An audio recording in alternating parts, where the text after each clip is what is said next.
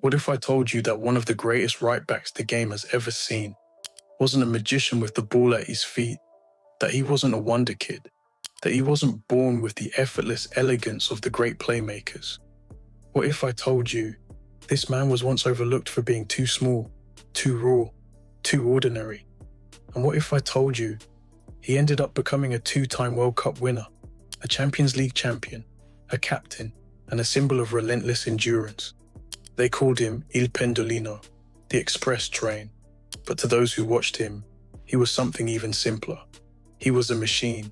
This is the story of Cafu, the man who didn't need tricks, didn't need stepovers, and didn't need flash.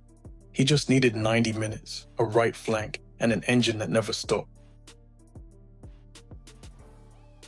When Cafu first started his professional journey at São Paulo FC in the early 1990s, few could have predicted the legacy he was about to build. He wasn't the most technical. He wasn't the most gifted. He was a winger who struggled to beat his man, a midfielder who didn't quite dictate games. But there was something else, something no coach could ignore.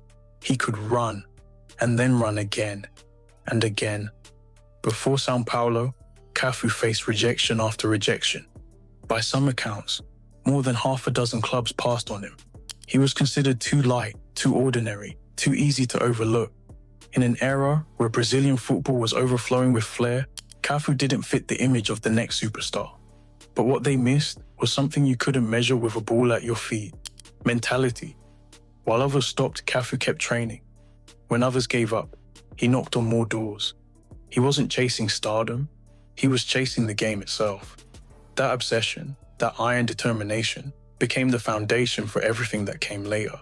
Tele Santana, a man who saw football differently, noticed this. He saw a footballer with lungs of iron and a heart that didn't tire. So, he made a decision that would shape modern football. He moved Cafu to right back. At the time, fullbacks were not glamorous. They defended, they held the line, they stayed put. But Cafu was about to rewrite that manual. He turned the right flank into a runway, overlapping, charging, repeating. He didn't need tricks, just perfect timing and unstoppable momentum.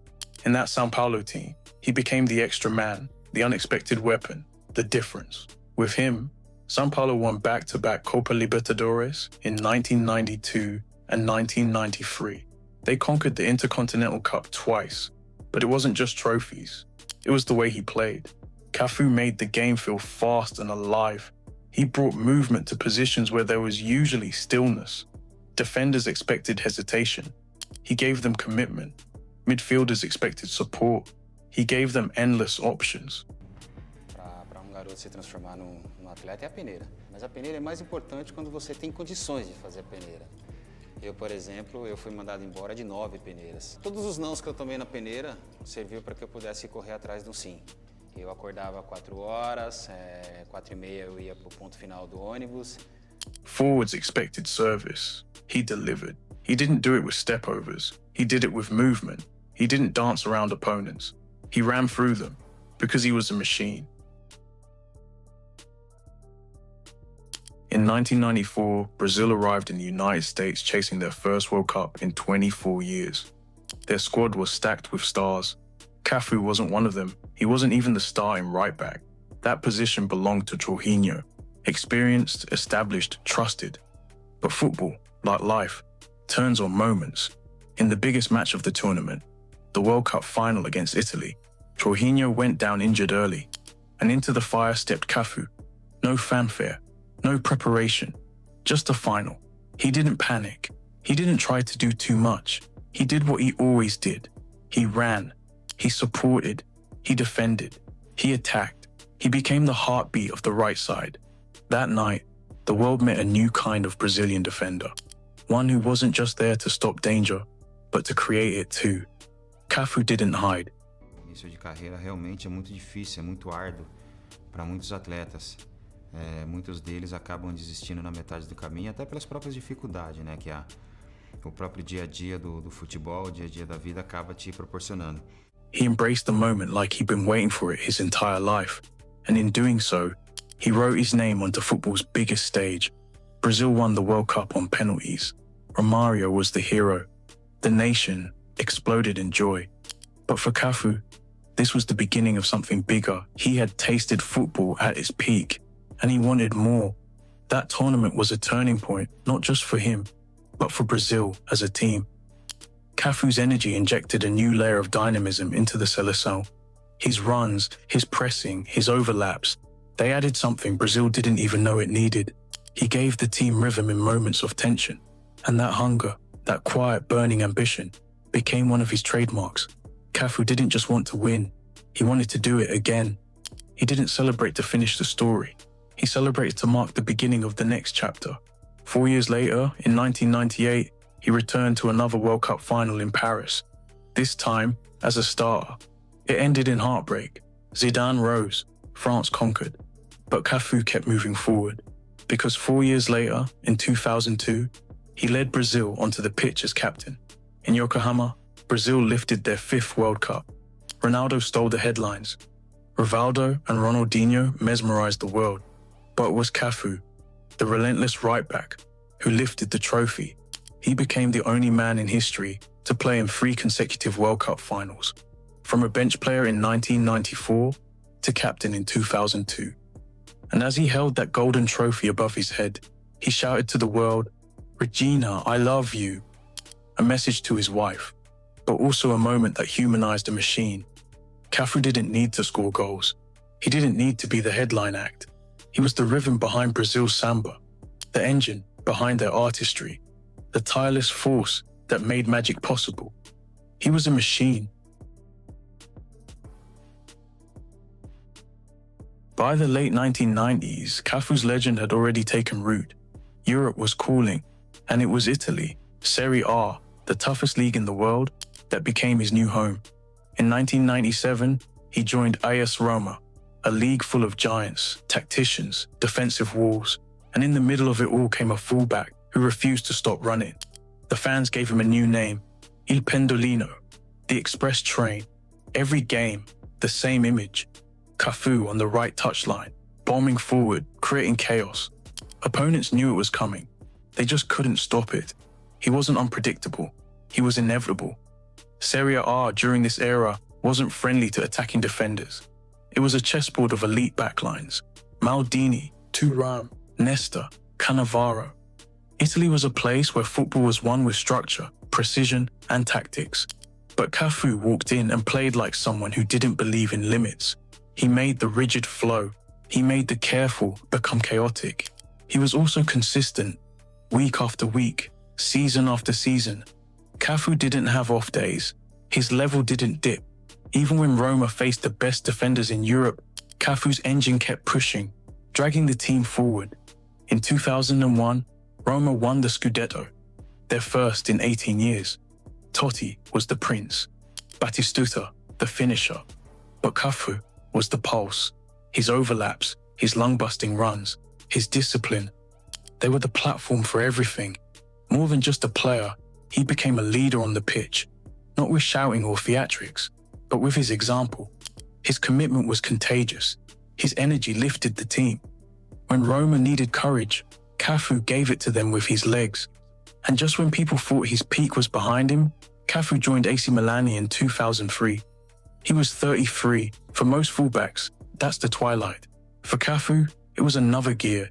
At Milan, surrounded by legends, Maldini, Pirlo, Shevchenko, Kaká, he didn't fade into the background. He stood out, because while everyone aged, the machine kept running. Champions League, Serie A, European nights. Cafu conquered it all, and he did it with the same smile, the same relentless energy, the same timeless runs down the right. To understand Cafu's impact, you have to understand the football he inherited. In the 80s and early 90s, fullbacks defended. That was their job. They stayed home, they tackled, they cleared. Rarely did they venture forward. And when they did, it was a bonus, not a strategy. Cafu changed that.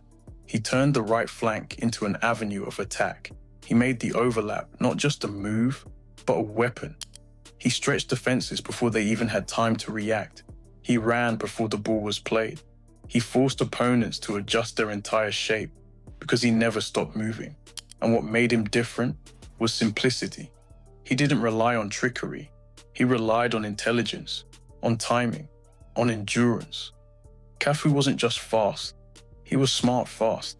He understood when to go and when to hold, reading the flow of a match like a conductor leading an orchestra. Under coaches like Tele Santana at São Paulo and Fabio Capello at Roma, his positioning became surgical. They gave him the tactical structure, and he exploded it with movement. Cafu helped redefine the tactical identity of the fullback. He laid the foundation for a new kind of player, attacking fullbacks who could control entire sides of the pitch. His influence stretched into formations themselves. Coaches began building systems around overlapping fullbacks. It wasn't just about defending anymore. Fullbacks became creators, playmakers, and sometimes the key to breaking defensive blocks. Today, when you watch Dani Alves glide down the wing, when you see Trent Alexander-Arnold launching crosses, when you watch Hakimi or Cancelo break lines, you're watching echoes of Cafu. He was the prototype, the blueprint, the standard, and through it all, he made the extraordinary look routine. Because for Cafu, 90 minutes of running felt like breathing. He was a machine. Cafu retired in 2008. No big farewell tours, no spotlight chasing. Just a quiet, dignified exit. But the world didn't need a farewell to remember him. His name was already carved into football's DNA. 2 World Cups, 3 World Cup finals, over 140 caps for Brazil, still the record for a male Brazilian player, a Champions League, league titles, a career that spanned nearly 2 decades at the top level. But his true legacy isn't in the medals, it's in the game itself. Cafu turned a defensive position into an attacking force. He showed that fullbacks could be creators, destroyers, and leaders all at once. He made running look like art, and his influence didn't fade with retirement. Younger generations of fullbacks grew up watching him, studying him, imitating him. His work ethic became the gold standard. His timing became the model. His energy became the dream. Ask any young right-back of the 2010s or 2020s about who inspired them, and Cafu's name appears like a compass pointing north. Because he didn't just change tactics, he changed ambitions. He made the right-back position something young players wanted to be. And beyond the tactical revolution, Cafu embodied something deeper: longevity, the ability to sustain greatness without ever relying on hype. He didn't peak for a season. He lasted.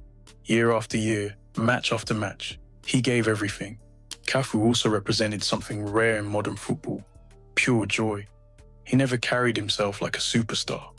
He carried himself like someone grateful to be on the pitch. He smiled, he celebrated, he lifted others around him. That infectious energy became part of his identity, a machine with a human heart. He didn't just inspire future fullbacks. He changed what coaches expected from them. He turned the flank into a weapon. He turned stamina into strategy. He turned a simple role into something beautiful.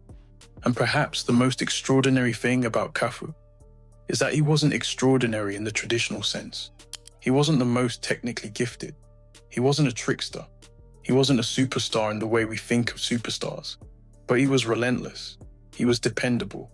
He was unstoppable. The truth is, football is often defined by artists and goal scorers. But every masterpiece needs rhythm. Every song needs a beat. Cafu was that rhythm. He was the man who turned defense into offense, who turned a flank into a stage, who turned an engine into a legacy.